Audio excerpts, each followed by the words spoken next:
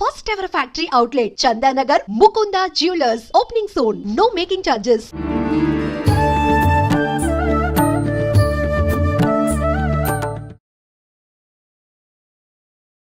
నమస్కారం, welcome to I dream. ధర్మ మార్గం విత్ విజిత కార్యక్రమానికి స్వాగతం. ప్రస్తుతం మనతో పాటు ఉన్నారు 109 బాబా సంత్ సదానందగిరి స్వామీజీ. ఇప్పుడు వారితో మాట్లాడి మరిన్ని విషయాలు తెలుసుకుందాం. మనకున్న సందేహాలన్నింటినీ కూడా నివృత్తి చేసుకునే ప్రయత్నం చేద్దాం. హరి ఓం స్వామీజీ. జై గురుదేవ్. స్వామీజీ, సృష్టి అసలు సృష్టి ఎలా ప్రారంభమైంది అంటే మనకిప్పుడున్న దేవుళ్ళందరూ కూడా సృష్టికి మనకు బ్రహ్మ విష్ణు మహేశ్వరుడు వీళ్ళే సృష్టి స్థితి లయకారకులు అంటాము. కానీ వీరికన్నా ముందర మళ్ళీ శక్తి ఉంది అని చెప్పి ఆవిడ ద్వారానే ఈ సృష్టి అంటాము.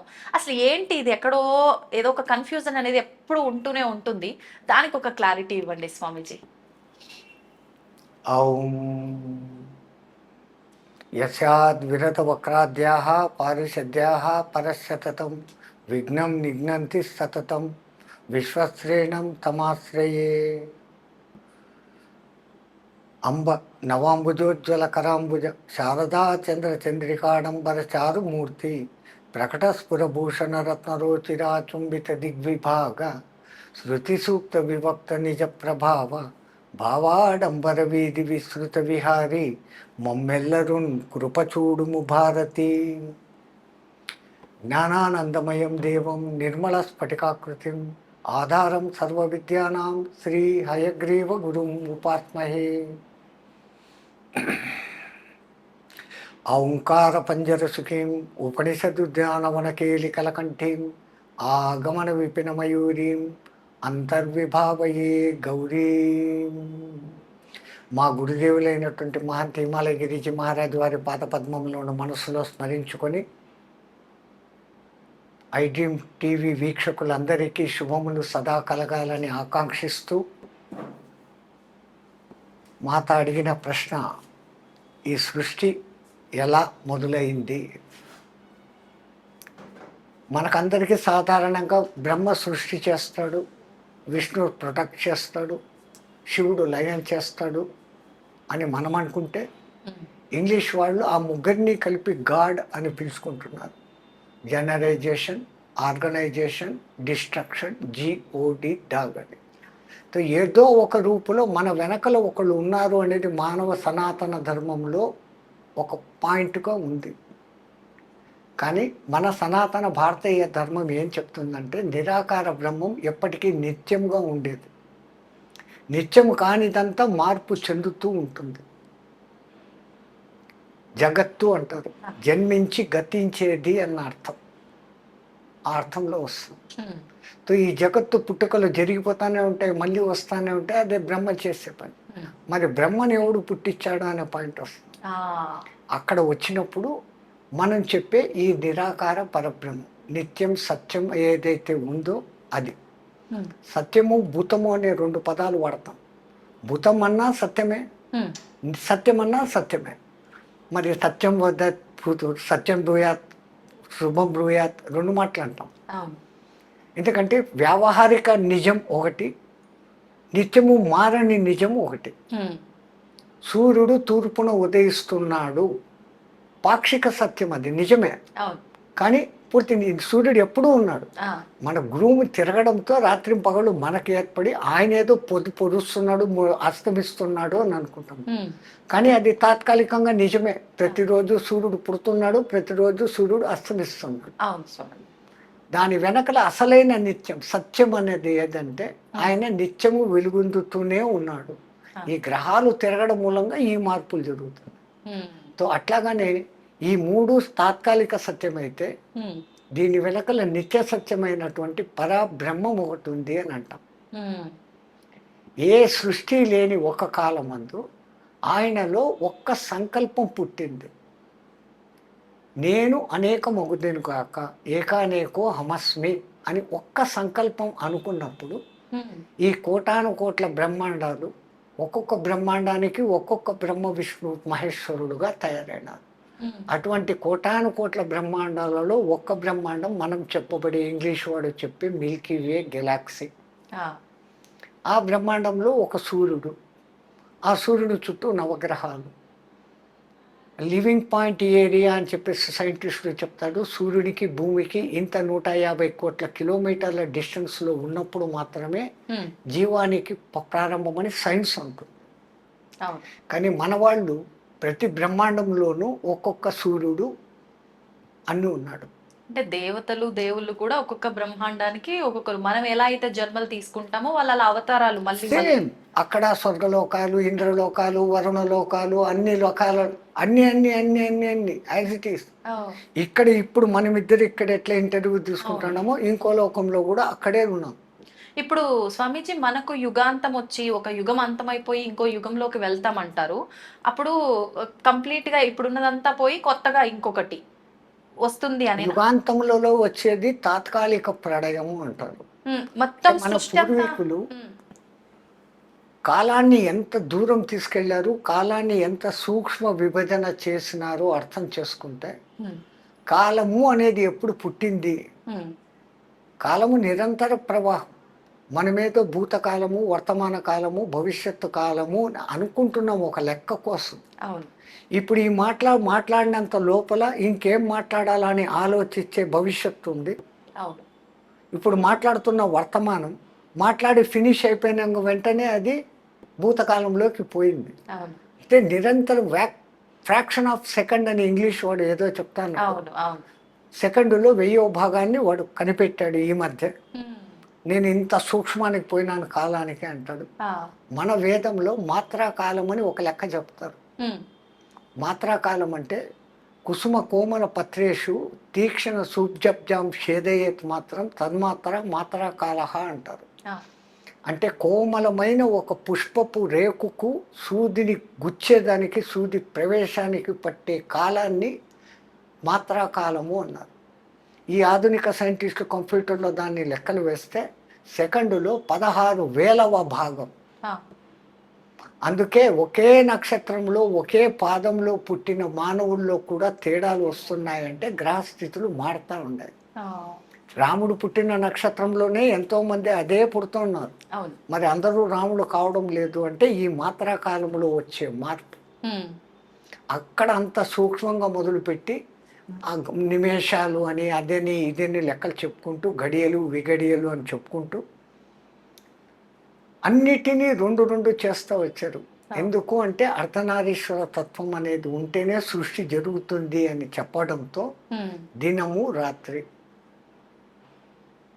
7 రోజులు కలిస్తే వారం, 2 వారాలు కలిస్తే పక్షం, 2 పక్షాలు కలిస్తే నెల, 2 నెలలు కలిస్తే ఒక ఋతువు, 3 ఋతువులు కలిస్తే 2 ఆయనాలు, ఆయనం ఉత్తరాయణం సంవత్సరం.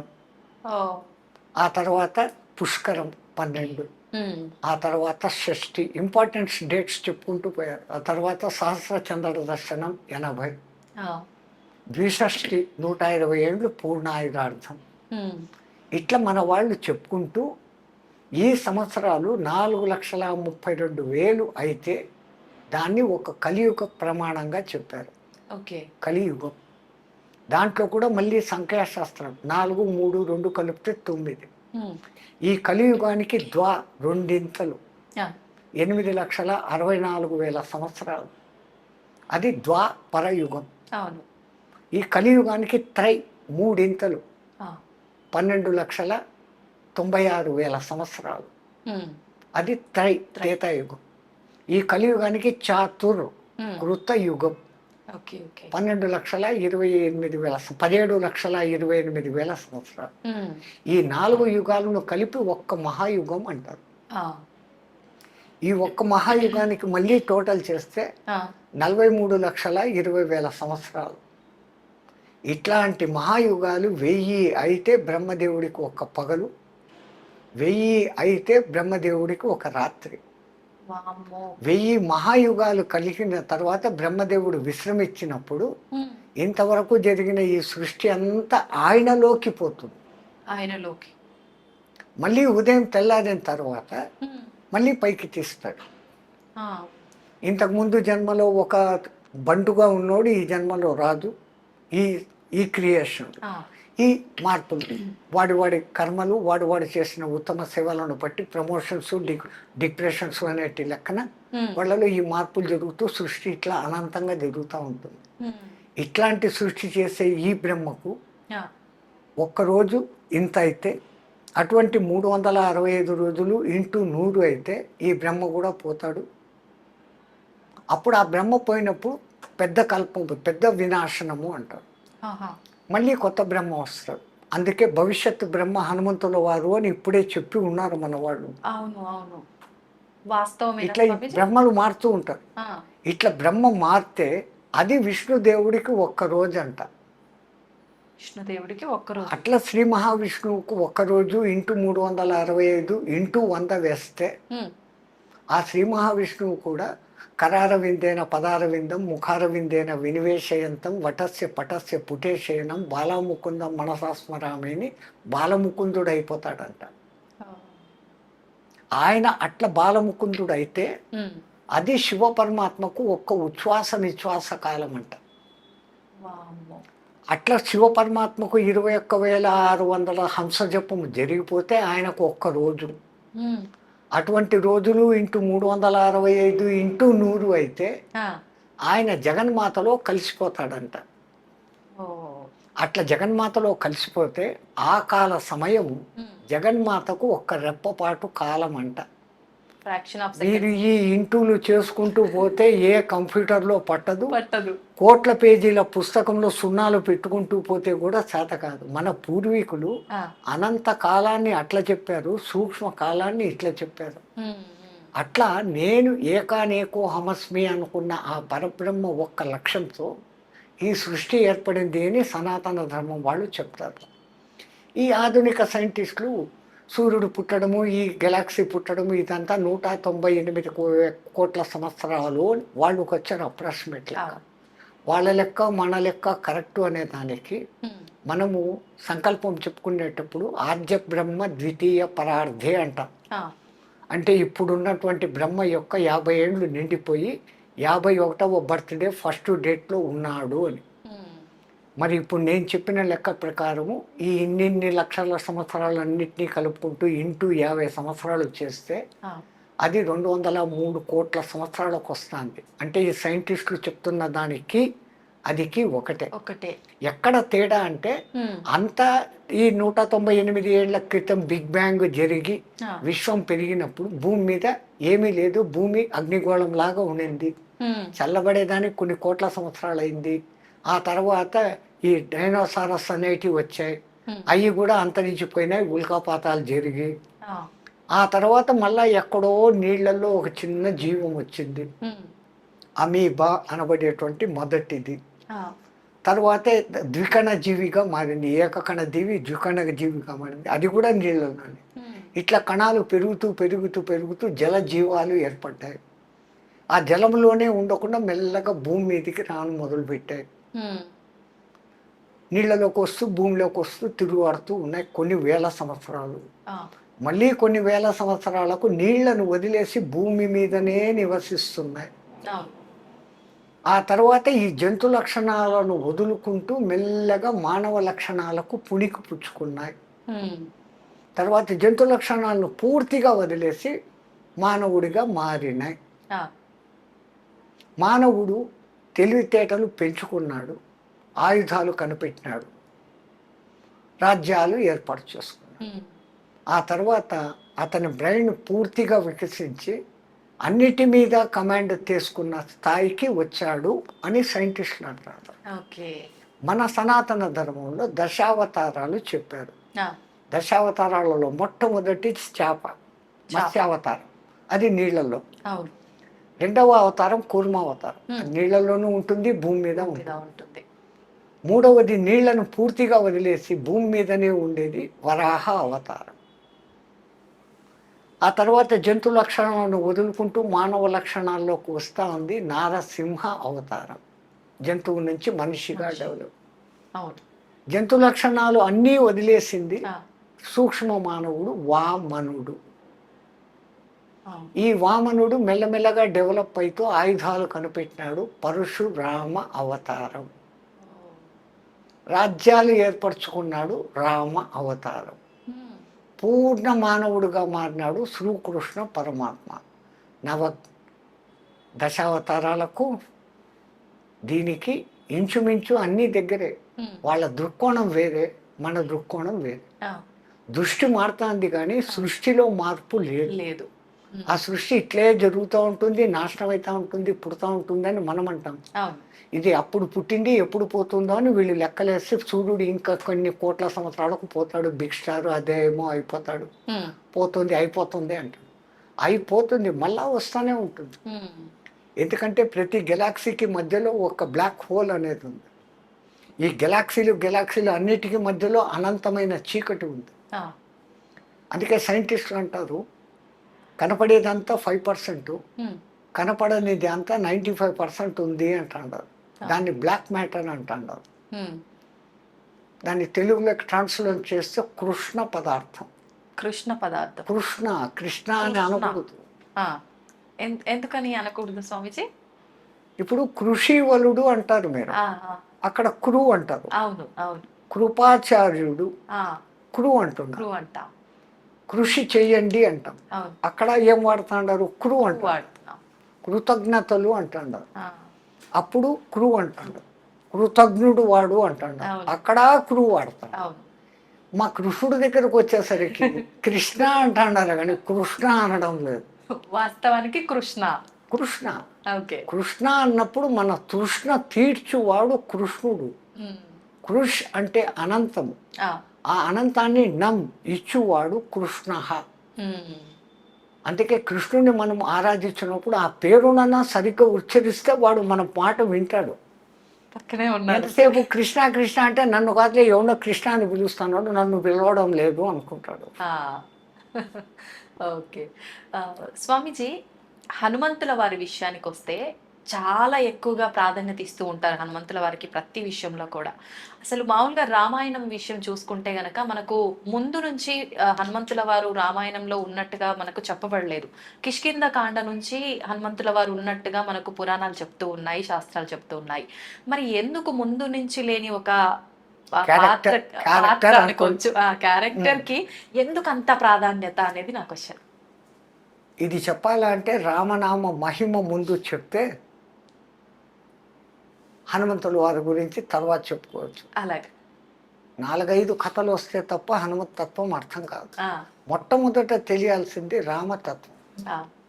రామ అనే 2 అక్షరాలు ఎందుకు అంత ఫేమస్ అయింది? ఔంకారం లేని మంత్రము పనికిరాదు అంటారు. ఏ మంత్రానికైనా కానీ ఔంకారం ఉంటుంది, కానీ శ్రీరామచంద్రుడికి ఔంకారం అవసరం లేదు. జానకి రామ సీతారామ అంటామే కానీ ఔం శ్రీరామ అని అనం. శ్రీరామ అంటాం, ఔం రామ అని ఎవరు అనం. ఎందుకంటే ఆ ఏకాక్షరంగా మారుస్తే రామ్ అన్నప్పుడే దాంట్లో ఔం నిబిడీకృతంగా ఉంది. అన్నిటికీ మించి వైష్ణవులందరికీ గొప్ప మంత్రం ఓం నమో నారాయణాయ అష్టాక్షరి మంత్రం. నారాయణాయలో నుంచి రా తీసేసి చదవండి, నా ఆయనాయ, ఆయనాలే లేవు అన్నటువంటి భ్రష్ట మంత్రం వస్తుంది. ఆ మంత్రం చచ్చిపోతుంది. అష్టాక్షరి గొప్ప మంత్రం. ఆ మంత్రంలో ఈ రా అనేది ప్రాణాక్షరం. ఓం నమో నారాయణాయ, నా ఆయనాయ, ఆయనాలే లేవు, విరుద్ధార్థం వచ్చేస్తుంది. ఆ అష్టాక్షరిలో రా ప్రాణాక్షరం, 2వ అక్షరం. దానికి ఉన్న ఆ ప్రాధాన్యత పోయింది ఒక్క అక్షరం తీసేయటం వల్ల. అష్టాక్షరి నాశనమే. అవును అవును. అట్లాగనే నమ శివాయ, నా మా 2వ అక్షరం నమ శివాయ. అట్లా పంచాక్షరి చదివిన పుణ్యము, ఇట్లా అష్టాక్షరి చదివిన పుణ్యము రావాలని వశిష్ఠ మహర్షి ఆలోచించి రామ అని పెట్టినాడు. అందుకే ఆ రాముడు ఎంత మనలో రమమైపోయినాడు అంటే ఆత్మారాముడు అని పిలుస్తాం. ఆత్మ గోవిందుడు అనం, ఆత్మ దుర్గా అనం, ఆత్మ వెంకటేశ్వరుడు అనం, ఆత్మ శివుడు అనం, ఆత్మ రాముడు అంటాం. ఆకలిగా ఉన్నవాడికి ఒకడికి అన్నం పెడితే తినేసి నా కడుపు చల్లగా చూసావు, నా ఆత్మారాముని చల్లబరిచావయ్యా అంటాడే కానీ ఇంకోటి అన్నాడు. అవును అవును. అంతగా మన జీవితాలలో మమైకమైంది. కారణం ఏంటంటే ఆ రామ అనే 2 అక్షరాలు విడిచిపెట్టి ఏకాక్షరంగా పలికిన రామ్, రామ్ అని పలికిన అది అగ్ని బీజాక్షరం. మన షట్చక్రాలలో మణిపూరక చక్రము మన సెంటర్లో ఉంది. మూలాధారం, స్వాధిష్టానం, మూడవది ఇది. అది అగ్నితత్వం. ఆ అగ్ని ఉండబట్టే మనం ఇట్లున్నాం. ఆ అగ్నిని కంట్రోల్ చేసేదానికి ఇడా పింగళ అనే సూర్యనాడులు, చంద్రనాడులు మన సమశీతోష్ణ స్థితిని పెడతా ఉంటే మనం ఉన్నాం. ఆ అగ్ని ఎక్కువైనా, టెంపరేచర్ ఎక్కువైతే జై శ్రీరామ్, ఆ అగ్ని తక్కువైనా, లో టెంపరేచర్ అయితే జై శ్రీరామ్. అంతే. ఇన్నిన్ని అర్థాలు పెట్టి ఆ రామమంత్రం పెడితే రోమ రోమములో దాన్ని నింపుకున్నవాడు హనుమంతుడు. ఈ రామ్ రామ్ అని చదువుతుంటే ఆయన బ్రెయిన్లోని 10,000 కోట్ల న్యూరాన్సే కాకుండా శరీరంలోని కణము రామనామాంకితం అయిపోయింది. అందుకని రాముడి కన్నా, రామ బాణం కన్నా రామనామం గొప్పదని నిరూపించిన మహానుభావుడు హనుమంతుడు. ఇంకా చెప్పాలా అంటే విష్ణుమూర్తికి తెలివి ఎక్కువ. బ్రహ్మదేవుడు ఎట్లాంటి వరాలు ఇచ్చినా కానీ ఆ వరాలలో ఉన్న లూపు హోల్ను కనిపెట్టి బ్రహ్మవరాలు దెబ్బ తినకుండానే ఆ రాక్షసుని చంపుతూ ఉంటాడు ఆయన. తెలివి అంత తెలివి. అందుకే జిష్ణు అంటారు. ఆయన నామావళిలో విష్ణు అన్న పేరు వస్తుంది, జిష్ణు అన్న పేరు వస్తుంది. అంటే హయ్యెస్ట్ ఇంటెలిజెంట్, తెలివి పరుడు, జ్ఞాని అని అర్థం. అటువంటి ఆయనకు మరి రాక్షస సంహారం చేసేటప్పుడు శివశక్తి అవసరమైంది. శివుడికి జ్ఞానం లేదు అనలేం, కానీ బలము అత్యంత గొప్ప బలం. ఎక్కడ అతి శక్తివంతమైన రావణాసురుని లాంటి వాడిని చంపాలా అంటే శివశక్తి తోడ్పడాలి. అంజనాదేవి హనుమంతుని తల్లి తపస్సు చేసింది శివుని గురించి. శివుడు ప్రత్యక్షమయ్యాడు. అమ్మ నీకేం వరం కావాలో కోరుకోను, నీ అంశతో నాకు కొడుకు కావాలా, నీ తేజస్సుతో నాకు కొడుకు కావాలా అని. అంటే ఆయన అన్నాడు, నా తేజస్సును పార్వతీదేవే భరించలేక గంగానదిలో వదిలిపెట్టేస్తే కొన్ని ఏండ్లు ప్రవాహంలో పోయి శరవణాలకు తగిలి 6 ముక్కలై చల్లబడితే శరవణభవుడు అనే సుబ్రహ్మణ్యుడుగా వచ్చాడు. నా తేజస్సును పార్వతే భరించలేదు, మానవకాంత, అందున నువ్వు వానరకాంత, నువ్వు నా శక్తి ఎక్కడ భరిస్తావు, నేను ఇవ్వను ఈ వరం అంటాడు. ఇస్తే ఈ వరం, లేకుంటే పోను. ఆయన పైకి వెళ్ళిపోతాడు. అక్కడ ఆలోచిస్తాడు, జగత్ సర్వం దైవాధీనం, తద్దైవం మంత్రాధీనం, తద్మంత్రం సాధకాధీనం, తస్మిన్ కారణేవా సాధక సర్వోత్కృష్ట. దేవుడి కన్నా సాధకుడు గొప్పోడు. రమ్మంటే వాడు రావాలి, మంత్రానికి కట్టుబడి. జగత్తంతా ఆయన కంట్రోల్లో ఉంటే ఆయన ఎవరి కంట్రోల్లో ఉన్నాడంటే మంత్రం కంట్రోల్లో ఉంటాడు. ఆ మంత్రం ఎవరి కంట్రోల్లో ఉండంటే సాధన చేసేవాడి కంట్రోల్లో ఉంది. ఇప్పుడు ఎవడు గొప్ప? తో ఆయన అక్కడ పోయి ఆలోచించి, మరి నేను వరం ఇచ్చి తీరాల, నా శక్తిని ఆమెకి ఇస్తా, భరిస్తుందో చస్తుందో నాకు సంబంధం లేదు. అగ్నిదేవుణ్ణి రమ్మంటాడు. ఆయన వచ్చి, ఇప్పుడు నేను నాకు కొంచెం తేజస్సును నీ చేతికి ఇస్తాను, తీసుకెళ్ళి అంజనాదేవికి ఇచ్చేయి అంటాడు. తీసుకుంటాడు ఆయన. కైలాసం దాటేంత వరకు అగ్నిదేవుడికి ఏం కాలే. కైలాసం దాటి కాలు బయట పెట్టగానే అగ్నిదేవుడే మండిపోను మొదలు పెట్టాడు ఆ శివ తేజస్సు. మనిషికి ఆపద వస్తే బంధువుల దగ్గరికి పోడు, స్నేహితుల దగ్గరికి పోతాడు. బంధువుల దగ్గరికి పోతే ఆ బంధువులు ఏమంటారు, అప్పుడు అంతా ఎగిరావు, ఇప్పుడు పోగొట్టుకొని మా దగ్గరికి వచ్చావా, కష్టం వస్తే మేమా అని ఎగతాళి చేస్తాడు. అదే స్నేహితుడైతే సాయమన్నా చేస్తాడు, స్వాంతన మాటలన్నా చెప్తాడు, కానీ గేలి చేయడు. అగ్నిదేవునికి స్నేహితుడు గాలి, వాయువు. ఎక్కడ వాళ్ళిద్దరు జంట పదం. మంటలు ఎక్కడైనా మండినాయంటే గాలి వస్తే మంటలు ఇంకా ప్రేరేపిస్తాయి. ఆక్సిజన్, మంట మండాలా అంటే హైడ్రోజన్, దానికి పక్కన ఆక్సిజన్ ఉండాలి. హైడ్రోజన్ అగ్నిదేవుడు అయితే పక్కన ఉండేవాడు వాయుదేవుడు వీడు. తో ఆయన తలుచుకుంటాడు. ఏం నీ సమస్య అంటాడు. ఆ శివుడు నాకు ఈ డ్యూటీ పెట్టాడు, నేను ఆంజనా దగ్గరికి పోయేంత లోపల నేను భస్మం అయిపోతాను, నన్ను కాపాడు అంటాడు. ఆ తేజస్సు నా చేతికి అని హిమవత్ పర్వత సానువులలో బర్రు బర్రు బర్రు అని తిరుగుతాడు.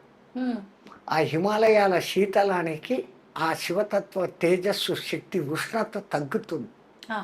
ఆ తగ్గినప్పుడు అంజనాదేవి ఎప్పుడు ఇస్తావు శివ అని కూర్చొని ఉంది. వాయుదేవుడు తెచ్చి ఇదమ్మా అని వేసాడు. ఎందుకని మనం వాయుపుత్రుడు అంటున్నాం. వెనకల కారణము ఆమె కోరిక శివుడు.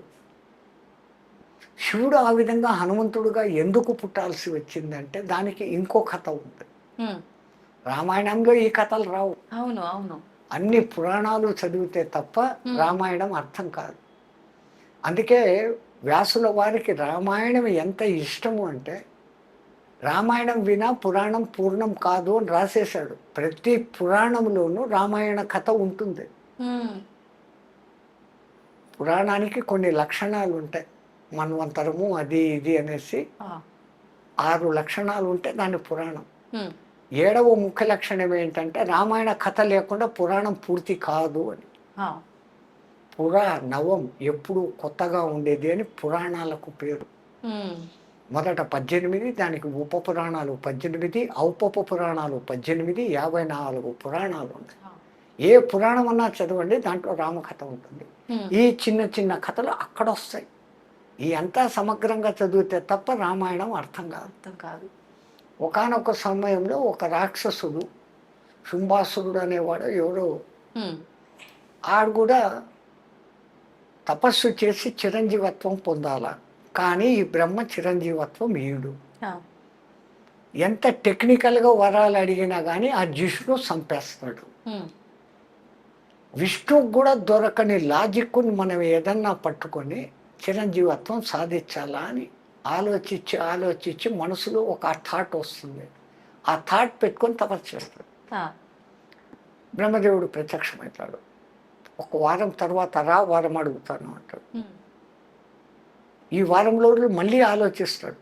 ఎటువంటి వరం అడిగితే విష్ణుమూర్తి కూడా నన్ను చంపలేడు. వారం రోజులు బాగా ఆలోచిస్తాడు. బ్రహ్మ వచ్చేస్తాడు. వారం అయిపోయింది, ఏం వారం కాదు. ఏం లేదు, నా చేతిలో కత్తి ఉంది, ఆ కత్తితో నాకే గాయమైతే నేను చావాలి, లేకపోతే నేను చావకూడదు. బ్రహ్మ ఓరి పిచ్చోడా, ఇది ఎక్కడ వరం రా, ఇన్నాళ్ళు తపస్సు చేసి వారం టైం అడిగి ఇంత పిచ్చి ప్రశ్న, ఏ పిచ్చిదో మంచిదో నాకు ఈ వరం అన్న ఆయన ఏమనుకోకుండా తదాస్తు అని వెళ్ళిపోయాడు. బ్రహ్మ అటు పోంగానే వీడు ఇంకా నా జీవితంలో నేను కత్తిని ముట్టనుగాక అని ధారగా వదిలినాడు. ధారగా వదిలితే ఇంకా మళ్ళీ తిరిగి తీసుకోవడం ఉండదు. ధార అనేది ధార పోయడం. మనం కూడా అంటాం నీదంతా నాకు ధార పోయని ఊరికే అంటాం. ధార పొయ్యాల. ధార అంటే నీటి ధార. అందుకే బలి చక్రవర్తి వామనుడు వచ్చినప్పుడు నీకేం కావాలా అడుగు అంటాడు. 1 అడుగు అడగను, 3 అడుగులు అడుగుతాను అంటాడు. మీ తెలుగులో చమత్కారం ఇదే. అడుగు అంటే అడుగులు అన్న అర్థం ఉంది. పూచో, హిందీలో మేము పూచో అంటాం. ఈ తెలుగులో ఈ అర్థం ఉంది. నీకేం కావాలో అడుగు అంటే 1 అడుగు అడగను, 3 అడుగులు కోరికలు కోరుతాను అన్నాడు. అడుగు అడగడం అంటే కోరిక అంతే. చలో మాంగ్లే అన్నాడు. మరి ఇచ్చేటప్పుడు నాకు నేను అడిగింది నాకు ధార పోసి అన్నాడు. అంటే ఇంకా నేను మాట తప్పను, ఇంకా ఇస్తాను అని. ఆ ధార పోసేటప్పుడు శుక్రాచార్యుడు అడ్డం వస్తాడు. వచ్చినోడు విష్ణు నిన్ను నాశనం చేసేదానికి వచ్చినాడంటే అంతటి విష్ణు చెయ్యి కింద నా చెయ్యి పైన ఉంటే ఇంకేం కావాలా అనేసి ఆయన్ను కూడా కాదని చెప్పి ధారాపాతంగా నేను నీకు ఇస్తాను, నువ్వు అడిగిన 3 అడుగులు ఇస్తాను అంటాడు. అనగానే ఈయన 1 అడుగుతో నీ రాజ్యం అంతా కావాలా అంటాడు. 2వ అడుగుతో నువ్వు సంపాదించుకున్న పుణ్యలోకాలు అన్నీ కావాలా అంటాడు. పైలోకాలు అయిపోయింది. ఇంకా 3వ అడుగు ఇంకెక్కడ అడగాలి, నా తల మీద పెట్టు అంటే రసాతలానికి ఆయన్ను ఉచ్చస్థానానికి పంపుతాడు. నీచస్థానం కాదది. అతల వితల సుతల తలాతల రసాతల మహాతలాలు స్వర్గము కన్నా అద్భుతమైన వైభోగాలతో ఉంటాయి. ఓ, అక్కడ బలిని పంపించేసి బలికి ద్వారపాలకుడుగా విష్ణుమూర్తి ఉంటాడు. విష్ణువే ధార ద్వారపాలకుడు. పోయడంలో ఇంత అర్థాలు ఉన్నాయి. ఆ, ఈడేమో ఇక్కడ ఈ ధార పోసాడు. ఇంకా లేని అల్లకొల్లాలు ఈవిడికి ఎన్ని శక్తులు వచ్చేసినాయంటే దేవతలకు మించిన శక్తులు. ఏది అనుకుంటే సంకల్పంతో ఆయుధాలు చేతికి వచ్చేసి శక్తి వచ్చేసింది. ఉమ్, ఇంకా ఈయన జయించడం చేతకాడం లేదు. ఉమ్, ఇంద్రుడు అల్లాడుతూ వచ్చాడు. త్రిపురాసులను చంపగలిగినావు నువ్వే సరైనోడి, వాడి మీదకి యుద్ధానికి పో. ఉమ్, ఈయన పోయాడు. వాడు ఇంకా ఏమిది, వాడు కత్తి మట్టుకు పట్టుకోడు. ఇంకా ఏమి శూలం అంటే శూలం, పాశుపతాస్త్రం అంటే ఏదైనా అన్నీ చేస్తాడు. అవును. చావుడు. శివపరమాత్మ యుద్ధం చేసి చేసి చేసి అలసిపోయి ఆ, రిటర్న్ వచ్చేస్తాడు. దేవతలంతా మీటింగ్ పెట్టుకున్నాడు. అరే బ్రహ్మ, నువ్వు ఏం వరం ఇచ్చినావురా? ఉమ్, ఏం లేదు, వాడి చేతితో కత్తి ఉండాలంట, వాడికి దెబ్బ తగలాలంట, వాడు చావాలంట. ఓ సింతేనా, మనం కత్తి తీసుకొని పోయి యుద్ధం చేస్తామని మళ్ళీ పోయినాడు. ఆ, ఆయన కత్తి పట్టడం లేదు. పట్టలేదు. ఓకే. కత్తిని అడ్డగిస్తూ ఏమేమో పడతాడు. ఈయన అలసిపోతాన్నాడే తప్ప ఆ, వాడు కత్తి పట్టడం. తను ఓడిపోయి మళ్ళీ వచ్చాడు. ఆ, మళ్ళా మీటింగ్ పెట్టుకున్నప్పుడు విష్ణుమూర్తి దీర్ఘంగా ఆలోచిస్తా అన్నాడు. ఉమ్, ఏమయ్యా అంటే, మరి ఇంకా ఈ జిష్ణువే కాపాడాలమ్మా అంటే, ఆ, ఈ జిష్ణు చేత కూడా కాదు ఇది. ఉమ్, వాడు ఎవడో ఇంతకుముందు ఒకటి అడిగాడు, నేలలో కాదు, భూమి మీద కాదు, ఆకాశంలో కాదు, ఇంట్లో కాదు, బయట కాదు, పగలు కాదు, రాత్రి కాదు, అవును, మనుషుల చేత కాదు, జంతువుల చేత కాదు, దేవతల చేత కాదు, అవును. ఆయుధాల చేత కాదు. అట్లాంటి వాడినన్నా చంపాడు వీడు. ఉమ్, వీడు కత్తి పట్టడము అనేసి దార పోసుకున్నాడు. అవును. ఇంక వీడి చేత కత్తి పట్టించేది ఎట్లా? వీడు చచ్చేది ఎట్లా? వీడు చావడు. ఆ, లేదు, అనంత కోటి ఉపాయాలకు శతకోటి అపాయాలు ఏమో అంటారు మీరు తెలుగులో. అదేమో చెప్తారు, ఆ, ఆ, శతకోటి ఉపాయాలకు అనంత కోటి అపాయాలు ఏమో ఉంది. అది మంచి వర్డ్. అవును. ఆ శతకోటి అపాయాలకు అనంత కోటి ఉపాయాలు బుద్ధులు సంథింగ్ ఏదో వస్తుంది అనుకుంటే. ఏదో ఉమ్, అట్లా ఎక్కడో ఒక్క చోట లూప్ హోల్ ఉంటుంది అని ఈయన అంటున్నాడు. ఆ, ఏం లూప్ హోలు? వాడు కట్టే పట్టుకోడు. ఇంకెక్కడ లూప్ హోలు అని ఈయన. అవును. నువ్వు సంపలేవు అని ఆయన. ఎవడైనా జాతస్య మరణం ధ్రువం సంపుతాను అని ఈయన. ఆ, వీళ్ళిద్దరి మధ్య కొంచెం పట్టుదల పెరిగిపోయింది. ఉమ్, శివపరమాత్మ నువ్వు సంపకపోతే ఏం చేస్తావు అన్నాడు. ఉమ్, ఒక జన్మ నీకు నేను ఊడిగం చేస్తాను అన్నాడు. ఒక జన్మంతా. విష్ణుదేవుడు నేను ఒకవేళ సంపేసి వస్తే నువ్వేం చేస్తావు అన్నాడు. నేను నీకు ఒక జన్మ ఊడిగం చేస్తాను. రైట్, ఈ మాటలైంది. విష్ణుమూర్తికి ఒక ఐడియా ఫ్లాష్ అయింది. ఉమ్, ఆయన పోయాడు యుద్ధానికి. కొన్ని రోజులు కావలసి కల్లా ఆ ఆయుధాలతో ఈ ఆయుధాలతో ఉమ్, వాని రహస్యం తెలిసినా యుద్ధం చేసినాడు. ఆ, చేసి ఒరే అలసిపోయినా అన్నాడు. మధుకైటబులను చంపేటప్పుడు ఏ తెలివి వాడినాడో ఆ తెలివి వాడినాడు. ఆ, మధుకైటబులతో కూడా యుద్ధం చేసి, మీరు ఇంత పరాక్రమవంతులుగా సచ్చేటట్లు లేరు, మీకు వరం ఇస్తాను అన్నాడు. ఉమ్, వాళ్ళు అహంకారంతో మాకు నువ్వేం వరం ఇచ్చేది, మేమే నీకు వరం ఇస్తాం కోరుకో అన్నాడు. ఆ, మాట తప్పరు కదా అన్నాడు. తప్పము అన్నాడు. అట్లయితే నేను కోరుకునే వరం నా చేత మీరు సావండి అన్నాడు. వాళ్ళు అదే ఇరుక్కున్నామే ఆ, అని అక్కడ కూడా తప్పించుకునేదానికి నీళ్లు లేని చోట మమ్మల్ని సంపు అన్నాడు. అప్పుడంతా జలార్ణవం. ఆహా, అప్పుడు విష్ణుమూర్తి తన ఊరువులను విపరీతంగా పెంచుతాడు. ఆ, ఇప్పుడు ఈ ఊరువుల మీద నీళ్లు లేవు, వీళ్ళకి రండి అంటాడు. వాడు వచ్చి తలకాయలు ఇస్తారు, చంపేస్తాడు. విష్ణుమూర్తిని అందుకే జిష్ణు అంటారు. వాడు ఎంత ఇంటెలిజెంట్ ఇంకోటి లేడు. లాయర్లకు సూపర్ లాయర్. తో అలసిపోయినాను, కూర్చొని మాట్లాడుకుంటాం రా. అవురా, నేను ఏ ఆయుధం చెప్తే ఆయుధం తీసేస్తాడవు, ఎక్కడి నుంచి వచ్చిందంటే నా శక్తి నాకుంది లేదని. ఉమ్, అయినా అన్ని ఆయుధాలు వాడినా కానీ నా దగ్గర ఉన్న అస్సలు మెయిన్ ఆయుధాలు వాడలే ఇంతవరకు అన్నాడు. ఇంకా ఏముండేది నీ దగ్గర? ఉమ్, ఇది సుదర్శన చక్రం 1000 అంచులు ఉండేది అన్న. ఇది మహాసుదర్శనం అని వాడు 10,000 అంచుల సుదర్శనం బయటికి తీసినాడు. ఆ, తు అనేసి దాన్ని అక్కడ పక్కన పెట్టి టెక్నిక్. అదే. మళ్ళీ ఇది పాంచజన్యము. ఈ శంకు ధ్వని వింటేనే ఎంతో దూరం పోతారా. ఇది మహాశంఖం అని చెప్పి వాడు ఇంత పెద్ద శంఖం తీసినాడు. ఉమ్, పోటా పోటీగా. ఇది కౌమోదికం రా అన్నాడు. వాడు వెంటనే ఇది మహాకౌమోదికం అని ఇంత పెద్ద గద తీసినాడు. వీడు లైన్లో పడతాడు అనుకొని ఇది షార్జరం అనే ధనుస్సురా అన్నాడు. ఆ, ఇది మహాశార్జరము అన్నాడు. వాడు ఇంకా లైన్లో పడిపోయినాడు. ఇది నందకమురా అన్నాడు. అనగానే చూడు ఇది మహానందకం అనేది కూడా పెద్ద కత్తి పట్టుకుంది. అయిపోయి ఈ కత్తి ఇట్లా పట్టుకోగానే విష్ణుమూర్తి ఇక్కడ వచ్చి ఎగిరాడు. చిన్న ఘాటు పడింది. వాని చేతిలో కత్తి, వానికి చిన్న ఘాటు, చచ్చాడు. అందరూ విష్ణుమూర్తికి జై అంటే శివపరమాత్మ నవ్వుకుంటూ కూర్చోండి.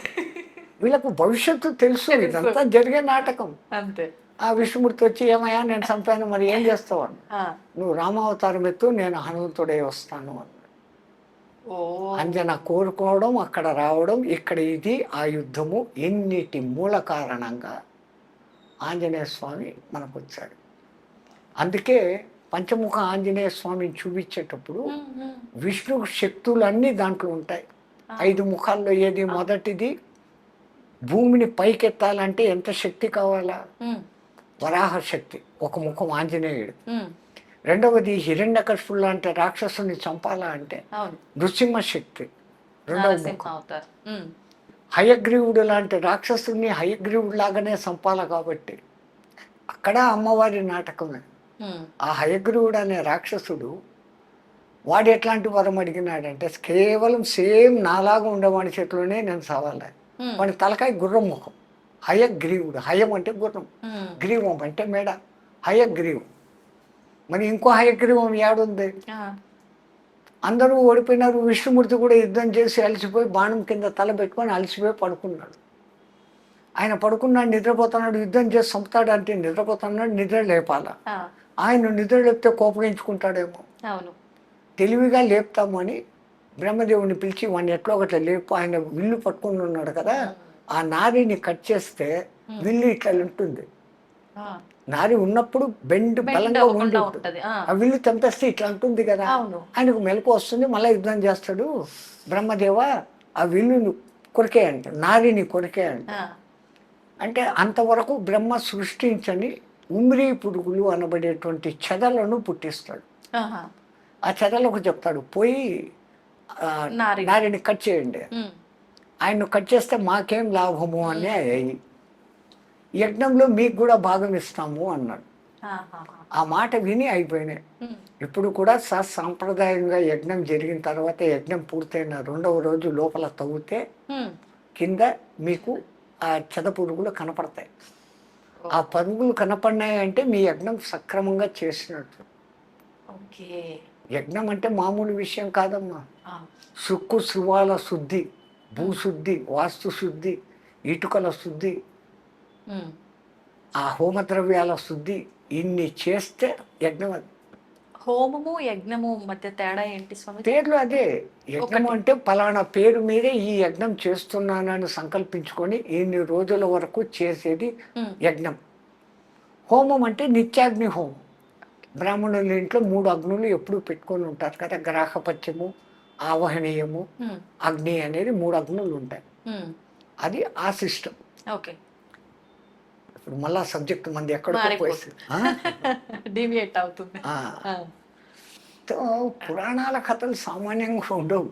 మనం పంచముఖ హనుమంతుడి హయగ్రీవుడు అది కొట్టంగానే ఎంత జోరుగా ఈ నారి కొడుతుందంటే విష్ణుదేవుని తలకాయ ఎగిరిపోతుంది. ఒరెవరే లేపుతామనుకుంటే తలకాయ పోయింది, ఎత్కండ్రా కనిపిస్తాము అనుకుంటారు, దొరకదు. అప్పుడు అందరూ జగన్మాతను ప్రార్థిస్తే ఫలానా చోట గుర్రం ఆ ముఖం పట్టుకొని ఉంది, దాన్ని కట్ చేసి పెట్టండి అంటారు. ఆ గుర్రం తలకాయ తీసుకొని వచ్చి పెడతారు. అంటే ఇప్పుడు టెక్నాలజీ చేయి తీసి చేయి పెట్టినట్లు దేవతలకు ఏం తెలుసు అంటే తలకాయలు తీసి తలకాయలు పెట్టే టెక్నిక్ ఒక గణపతి దగ్గర నుంచి హయగ్రీవుడి దగ్గర నుంచి అనేకం ఉంది. వేదాల్లో అనేక చోట ఈ అశ్విని దేవతలు అనే దేవతల వైద్యులు యుద్ధరంగంలో కాళ్ళు చేతులు తెగిపోయిన వాళ్ళకు ఇనుప కాళ్ళు ఇనుప చేతులు వేసినట్లుగా రాసి ఉన్నారు. ఆపరేషన్స్లో మన వాళ్ళు అంత ఎక్స్పర్ట్స్. వాళ్ళు ఎట్లా చేసినారో ఆపరేషన్స్ ఉన్నాయా స్వామిజీ? ఖచ్చితంగా. కానీ ఆ టెక్నాలజీ ఎటువంటిది అనేది మనకు తెలియదు. మూర్ఖులు అడుగుతారు, ఏనుగు తల ఇంత ఉంటుంది, మనిషి మెడ ఇంత ఉంటుంది, ఎట్ట కలిపినారు అని అంటారు. మొన్న ఎవడో ఒక సైంటిస్టు ఒక తలను తీసి ఇంకో మనిషి తలను పెట్టాలా అని ప్రయోగం చేస్తున్నాడు అని పేపర్లో పడింది. అది సక్సెస్ అయిందో లేదో తెలియదు. వాళ్ళ టెక్నాలజీ వేరే, మన టెక్నాలజీ అంతా టెస్ట్ ట్యూబ్ బేబీల వరకే వచ్చింది. అంతే, జైగోటుగా ఇక్కడ తయారు చేసి దాన్ని మళ్ళీ తల్లి గర్భంలోనే పెడుతున్నారు. కానీ తల్లి గర్భం అవసరం లేకుండా కౌరవులు ఆయిల కుండలలో పుట్టించారు. దశరథుడు చనిపోతే భరతుడు వచ్చేంత వరకు శవం పాడు కాకుండా తైల భాండంలో పెట్టి రక్షించినారు అని రాసి ఉంది. శవాన్ని ఎన్ని రోజులైనా భద్రపరిచే టెక్నాలజీలు వాళ్ళ దగ్గర ఉన్నాయి. ఇప్పుడేమో ఐస్ బాక్సులు, మీకు మిషన్లు కనపడుతున్నాయి. వాళ్ళ టెక్నిక్లు వేరే. వాళ్ళు అంటే మెదడు బుర్రకు పని పెట్టి మళ్ళీ ఇప్పుడు ఎప్పుడైతే హయగ్రీవ తల వచ్చిందో వాడి కోరిక ప్రకారం నాలాంటి వాడి చేతిలో సవాలని చచ్చాడు. అంటే విష్ణుమూర్తికి అక్కడ ఆ హయగ్రీవ తల వచ్చేదానికి అమ్మవారి అనుగ్రహము, శివశక్తి.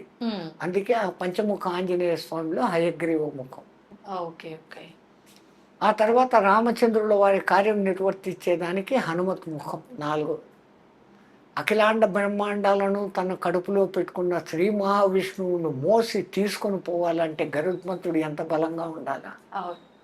ఆ శివశక్తి లేకపోతే ఈయన నడవలేడు.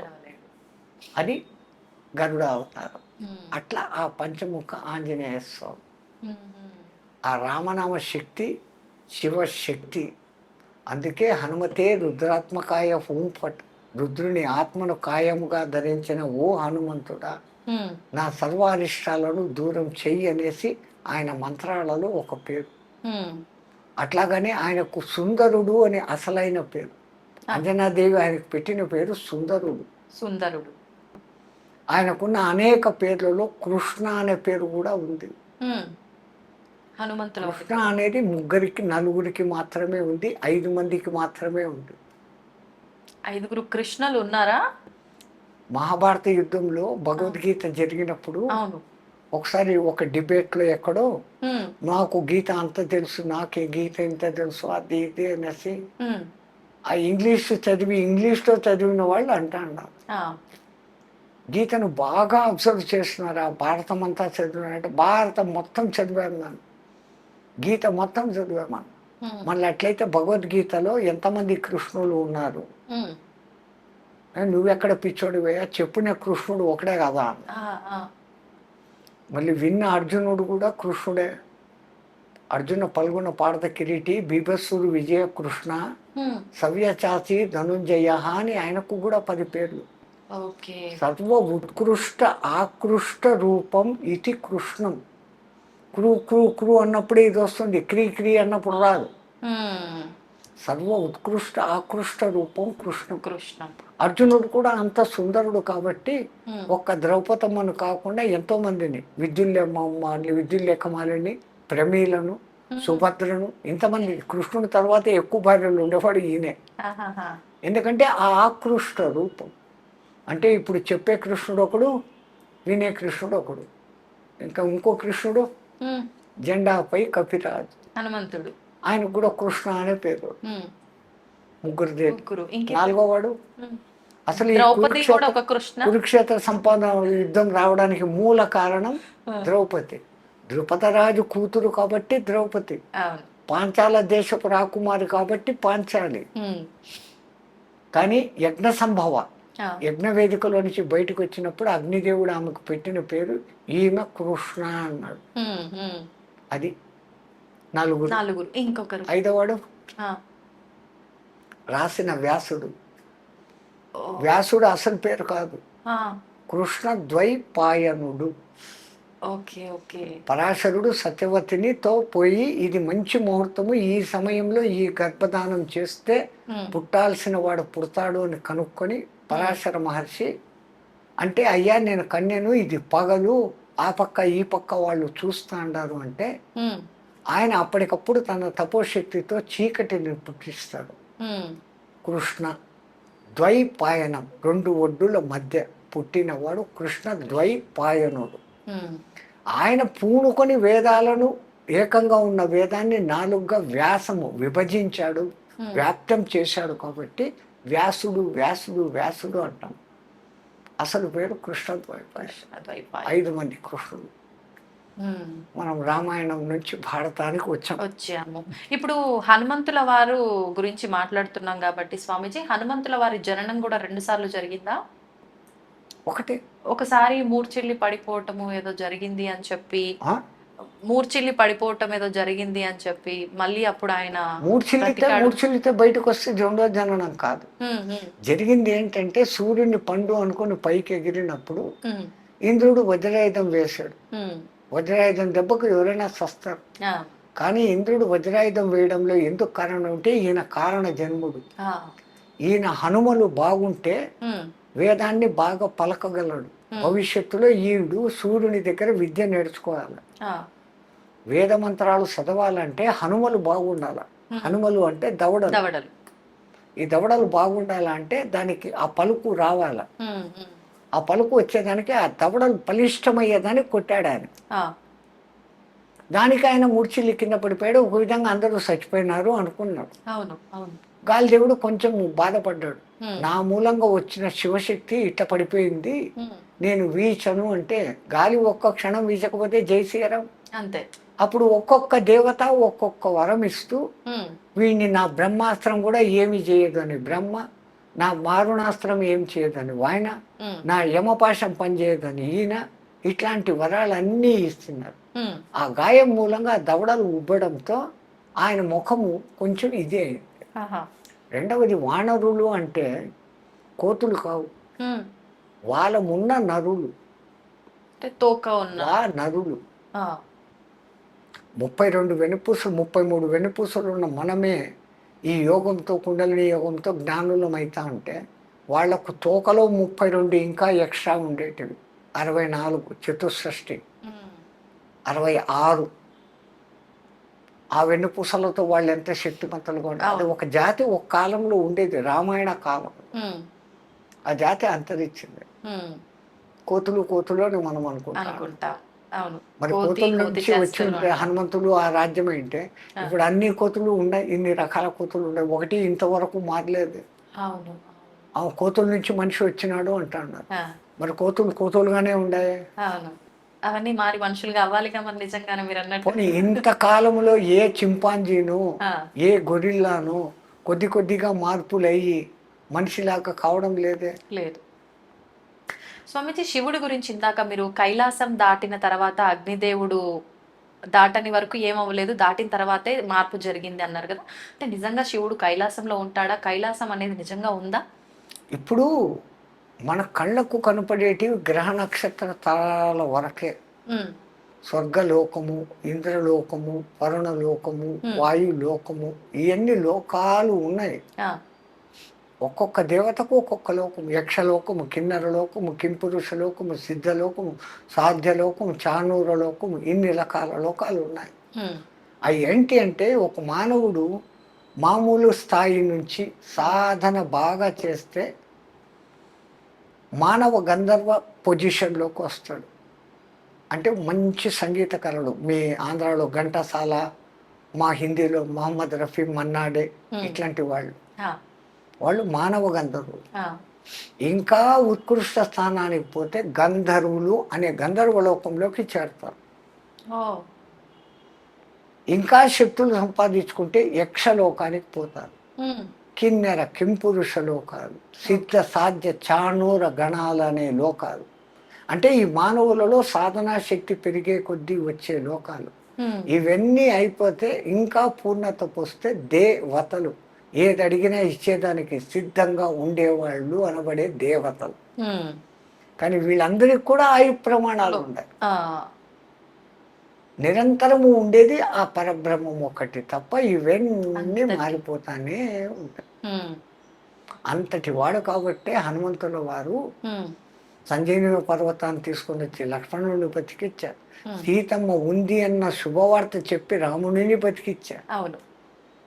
ఇంతటి గొప్పది ఉన్నా ఆయన దగ్గర వినయత ఉంది.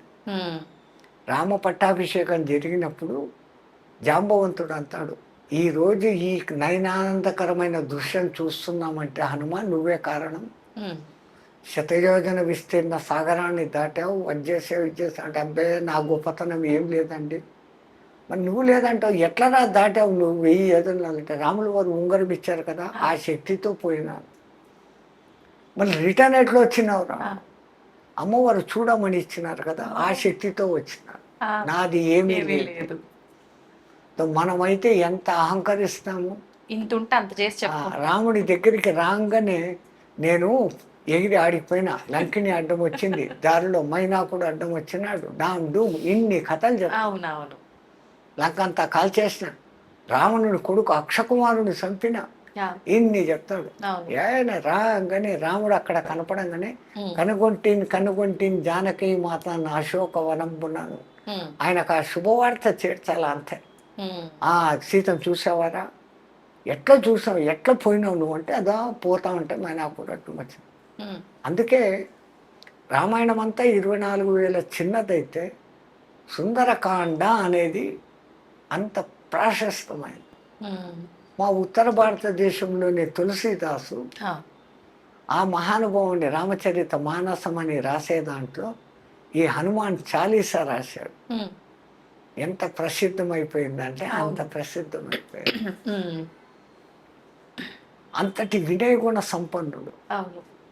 ఆయన సుందరకాండ మరి ఎందుకు ఏం చేసినా సుందరకాండ పారాయణం చెంది తప్పులు పోతాయంటే, సుందరకాండలో ఉన్న అంతర్గత రహస్యాన్ని మనం తెలుసుకోవాలి.